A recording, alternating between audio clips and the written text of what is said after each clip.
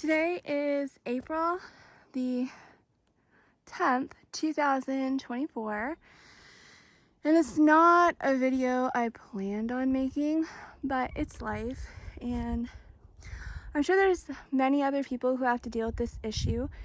Hopefully it gives you maybe an idea of something that might be of use to you.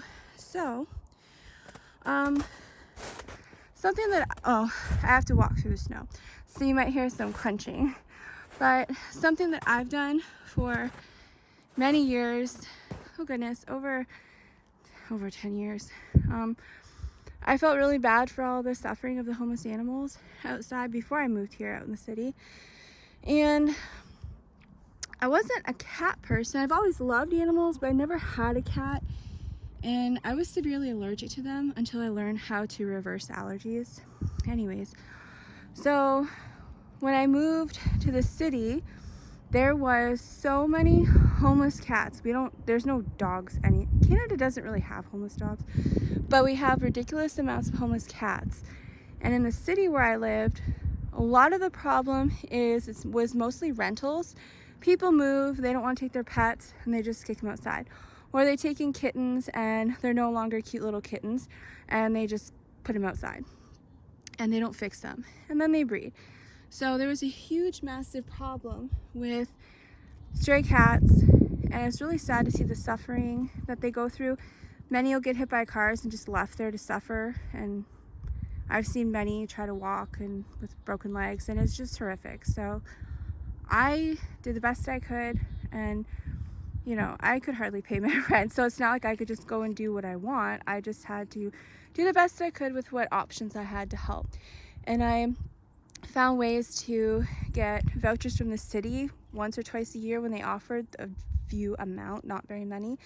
And I could at least get some of them fixed, and you just do trap and release. So you get them in a cage, they go to the vet, they get fixed, and then you just put them back. And I also worked with a rescue, and any of the ones that I found that were really friendly and really nice, we would sometimes be able to get them a spot into the PetSmart adoption centers. But when you have hundreds of thousands of cats everywhere, it's extremely difficult to find them homes. So I worked very hard. I've fixed like over 200 and something stray cats just myself, and my dog, she took in as many kittens as we could, and she raised them, and it helped them a lot because they're used to a dog, they're used to other cats, they're raised in a home. So when they can get a chance to be put in an adoption center, mine fortunately get adopted right away, and they loved taking in my rescues because they're adopted almost immediately. And so I did the best I could, but most people are not interested in the older cats that need help or the ones with health issues. And I felt bad. So I would end up getting stuck with all the ones nobody wanted. And I did the best I could to care for them.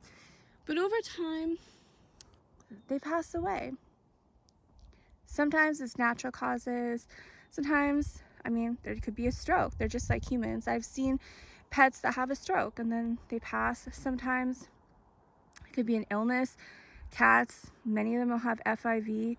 Fortunately, I know how to cure a lot of things, and I've been very successful. But sometimes, it's just their time, and sometimes there's only a certain age they can live to. So last few days, I kind of knew that one of my oldest ones, it was her time. And then this morning, she did finally pass away. And I'm happy for her because she gets to move on to a much better life. She gets to go back to God, and she doesn't have to deal with old age and all that stuff. So we're celebrating a happy day. She's free of just natural old age issues, and she gets to move on. But what do you do when you have a pet that passes away in the winter and you have snow and you have frozen ground? What do you do? So I'm going to show you what I do.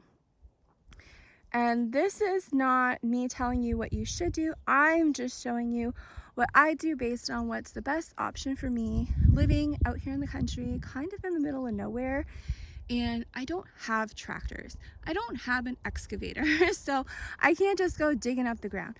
And it is extremely hard clay and rock here. So even in the summer, I can't dig up the ground. I've tried. I cannot. I can't even dig 1 foot in the ground here. It is so hard, and I've really tried really hard to dig a hole in the ground to do some projects.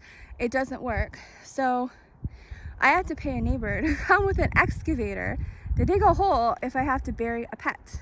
So in the meantime, in the winter, what I did was, okay, I have my recycle bin there, but my pink garbage can, I personally picked that out myself. I bought this before I moved.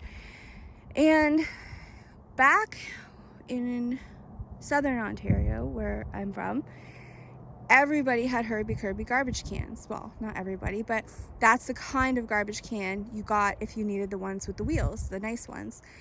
And it was just a known thing that most people have Herbie Kirby garbage cans, even in the US. And I was so happy I bought my pink garbage can that I wanted. Got it on sale. And when I moved here, it doesn't hook up to the trucks here. You can't use these. You have to use these no-name brand ones from Canadian Tire. So what do I do with the garbage can that I can't use? So what I figured is, okay, there's raccoons, there's foxes, there's all kinds of stuff here.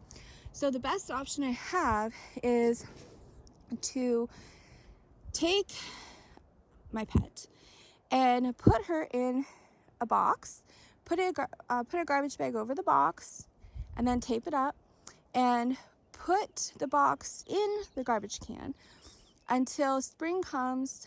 Well, it's spring, but it doesn't feel like it. So until summer comes here, and then I can take her box out and I can bury it in the ground properly. So I'm just hoping that maybe this will give an idea if you are looking for ways to store a pet that passes away in the winter. I found this was just the best option that I had because so far, it's a second one. Some of them I've had for 10 years and I don't even know how old they were when I took them in. So, for them to live 10 years, that's a lot, especially if they're from the street. And then you don't know how old they were to begin with. So they could be 18 years old. I don't know. But I did have one that passed away beginning of the winter. So that's where that one went. And now this one's going in there. So just wanted to give you an idea if you have to store your pet in the winter and you have an empty one of these. I found it worked great because the big, huge bear cub sized raccoons that I have here have not been, I opened that, but they have not been able to open my garbage cans. I'm actually quite shocked because I thought, raccoons, they get into everything, but nothing has opened my garbage cans. Maybe because I put their box in a garbage bag and taped it up, that maybe they can't smell anything through there. Plus in the winter they freeze. So your pet that passed away is going to be frozen anyways. So it'll be frozen and then tape it up in a garbage bag. Well, tape the box up that you put it in a garbage bag. And so far this has worked for me. Foxes, raccoons, I got everything here and no one has opened this up. I do have a lot of bears, but they're sleeping. So, I can't complain. But yes, so this is just letting you know what I do when I have this issue, and hopefully it helps you just in case you ever have this issue. So my sweet little gray kitty is going to be added to my temporary storage space. And then as soon as all of this mess melts, then she can get a nice proper burial, and then I can plant a tree on top of her. So hopefully this helps somebody out. And if you have any ideas or tips that work for you that might be helpful to other people on what to do in this kind of situation, feel free to put that in the comments, and maybe that'll help other people who you know, have to deal with this kind of thing. I do understand it can be very different if you are in the city versus in the country. So that might be also good to give people some ideas for both city and the country. But for me, this is what I'm doing today. And later I will probably post a video that I wasn't gonna post, but it's life and it's reality. And it just shows that a lot of content creators, I guess you could say, people that have channels, you know, we all want to show all the nice, beautiful stuff and how like great things turn out that we build and how nice our property is and things that make us proud, and we want to show people. But a lot of us are not rich, and a lot of us don't have the help that we need. So oftentimes things are just not how we want them to be. And I think it is important to bring attention to that so people can see that just because you have a home and some land and a YouTube channel, it doesn't mean you have a lot of money. Some of us don't really have any money. Some people have massive debt. And so I'm going to show you something that I started in like 2 years ago and still cannot finish, just to show you people that, you know, this is the reality of life, and not everybody can do what they want or has the ability to buy the things they need. And what you see is not always what you think it is. Sometimes, you know, people show you the good stuff, but it doesn't mean that they have this great big beautiful property and everything's wonderful and they've got money and they're well off. Sometimes they're just showing you the good stuff because they're too embarrassed to show the bad stuff. And I think it's good to show the bad stuff, because then people can see that, you know, they don't need to get, you know, discouraged when they look at their life and think, oh my gosh, look how nice this person's homestead is and their property.